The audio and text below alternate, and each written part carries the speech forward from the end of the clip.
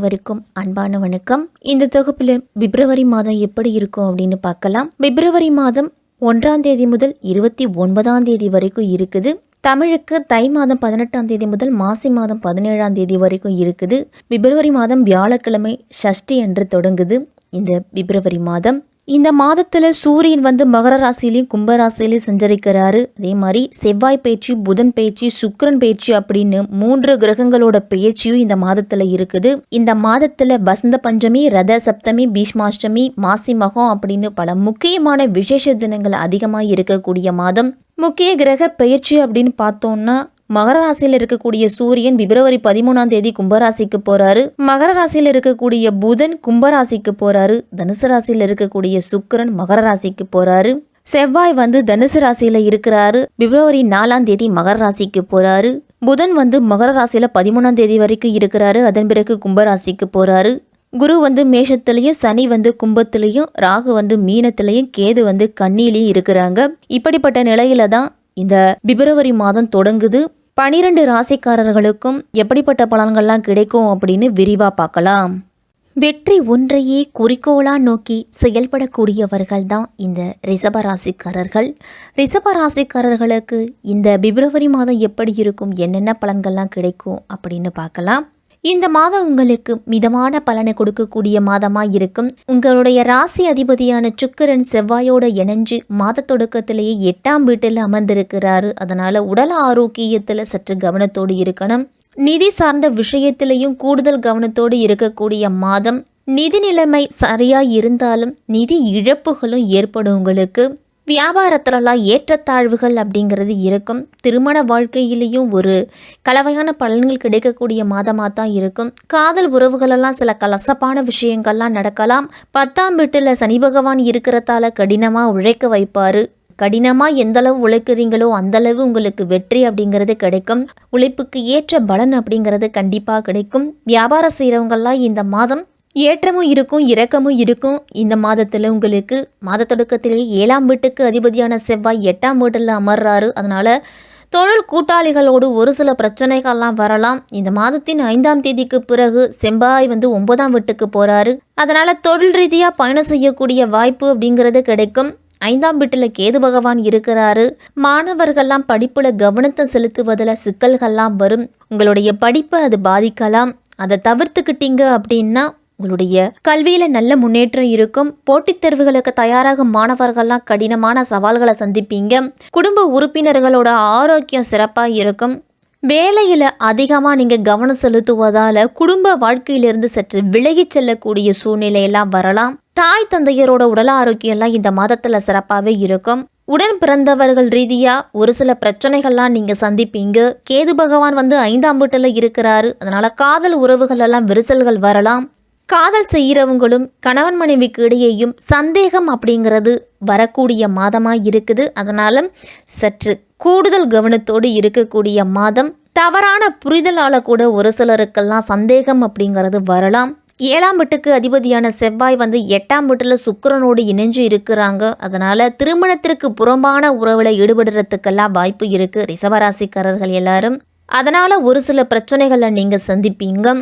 7ஆம் வீட்டில் செவ்வாய் பகவானோட செல்வாக்கு அதிகமாக இருக்கிறதால சிந்திக்காமல் நீங்கள் முதலீடு செஞ்சீங்க அப்படின்னா அதில் கஷ்டம் அப்படிங்கிறது வரும். உங்களுக்கு ரகசியமான சொத்துக்கள்லாம் இந்த மாதத்தில் கிடைக்கலாம். மூதாதையர் சொத்துக்கள்லாம் சர்ச்சையில் இருந்துட்டு வந்ததுன்னா அது இந்த மாதத்தில் திரும்பி கிடைக்கிறதுக்கு வாய்ப்பு இருக்குது.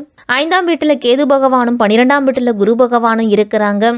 இதை தவிர மாத தொடக்கத்தில் செவ்வாய் சுக்கிரன் சேர்ந்து 8ஆம் வீட்டில் ஒன்றாக இருக்கிறதால உடல் ஆரோக்கியத்தில் முழங்கால் வலி, மூட்டு வலி, இது போன்ற பிரச்சனைகள்லாம் வரும். ஒரு விஷயத்த மனதில் வச்சுக்கணும் ரிஷபராசிக்காரர்கள் எல்லாருமே. அதிகப்படியான மனக்குழப்பத்தை தவிர்த்துக்குங்க. இந்த மாதத்தில் குரு பகவானும் சனி பகவானும் உங்களுக்கு சாதகமற்று சஞ்சரித்தாலும் ராகு 11ல் இருக்கிறாரு. அதனால் எதையும் எதிர்கொள்ளக்கூடிய ஆற்றல் அப்படிங்கிறதே கிடைக்கும். ரிஷபராசிக்காரர்களுக்கெல்லாம் மறைமுக எதிர்ப்புகள் இருந்த இடம் தெரியாமல் போகலாம். இந்த மாதத்தில் பணம் கொடுக்கல் வாங்கல் எல்லாம் வீண் பிரச்சனைகளை சந்திப்பீங்க. அப்படிங்கிறதால எல்லா விஷயத்திலையும் சற்று சிந்தித்தும் நிதானமாக முடிவெடுக்கக்கூடிய மாதம். தொழில் வியாபாரம் செய்கிறவங்களுக்கெல்லாம் மாத தொடக்கத்தில் சற்று மந்த நிலையாக இருந்தாலும் மாதத்தின் பிற்பகுதியில் சூரியன் 10ல் சஞ்சரிக்கிறதால புதிய வாய்ப்புகள்லாம் கிடைக்கும். உங்களுடைய தொழிலை விரிவாக்கம் செய்யக்கூடிய முயற்சியிலெல்லாம் நல்ல வெற்றி உண்டு உங்களுக்கு. உத்தியோகத்தில் இருக்கிறவங்களாம் தங்களுடைய பணியில் மட்டும் கவனத்தை செலுத்துங்க. மற்றவர்களோட விஷயத்தில் தலையிடாமல் இருக்கிறது தான் நல்லது. வியாழக்கிழமை தோறும் குரு பகவானை வழிபாடு செய்து வாங்க. சனிக்கிழமை தோறும் ஆஞ்சநேயர் கோயிலுக்கு சென்று ஆஞ்சநேயரை வழிபட்டுட்டு வந்தீங்க அப்படின்னா மிகப்பெரிய மன தைரியம் அப்படிங்கிறது கிடைக்கும். ரிஷபராசிக்காரர்களுக்கெல்லாம் நிதிநிலையில் பல்வேறு துறைகளில் இருக்கக்கூடிய வல்லுநர்கள் மூலம் உங்களுடைய புதிய முயற்சிகளுக்கு நல்ல முன்னேற்றம் அப்படிங்கிறது கிடைக்கும். செல்வாக்கு மிக்க நபர்களோட ஆலோசனையால் நீங்கள் வழிநடத்தப்படுவீங்க. அதனால் உங்களுடைய தொழிலில் புதிய யுக்திகளையும் நீங்கள் கையாண்டு வெற்றி அடைவீங்க அப்படின்னு தான் சொல்லணும். முதலீடுகள் புதிய திட்டங்களை தொடங்குவதற்கு இது சரியான நேரம். உங்களுடைய மனைவி பங்குதாரர்கள் மூலம்லாம் உங்களுக்கு நல்ல வருமானம் உண்டு. மாதத்தின் பிற்பகுதியில் பழைய கடன்களை கொடுத்து மகிழக்கூடிய வாய்ப்புலாம் ரிஷபராசிக்காரர்களுக்கு கிடைக்கும். இந்த மாதத்தில் உங்களுடைய தந்தை குழந்தைகளுக்காக மருத்துவமனையில் செலவழிக்கக்கூடிய செலவுகளும் இந்த மாதத்தில் இருக்குது. ஆன்மீக பயணங்கள் யாத்திரை செல்லக்கூடிய நேரம் இருக்கிறதால எந்த அளவு பணம் வருதோ அந்தளவு செலவுகளும் உங்களுக்கு தயாராகவே இருக்குது அப்படின்னு தான் சொல்லணும். தொழில் மற்றும் உத்தியோகத்தில் இது ஒரு லாபகரமான மாதம் அப்படின்னு நீங்கள் எதிர்பார்த்து காத்திருப்பீங்க. ஒரு சில நேரத்தில் உங்களுடைய முயற்சிகளுக்கு சாதகமான பலனும் கிடைக்கும், அசுபமான பலனும் கிடைக்கும். பழைய கடன்களை தீர்த்து வைக்கிறதாலேயே உங்களுடைய கையிருப்பு அப்படிங்கிறது குறையும். வேலையில் பணிச்சுமை காரணமாக மன அழுத்தம்லாம் ஏற்படலாம். நேரம் கிடைக்கும் போது ஓய்வெடுத்துக்குங்க. உங்களுடைய உடல் ஆரோக்கியத்திலையும் அதிக கவனம் செலுத்தக்கூடிய மாதமாக இருக்கணும். ஒரு சீரான உணவு மற்றும் பழக்க வழக்கத்தையும் உடற்பயிற்சி இதையெல்லாம் நீங்கள் முறையாக செய்துட்டு வர்றது நல்லது.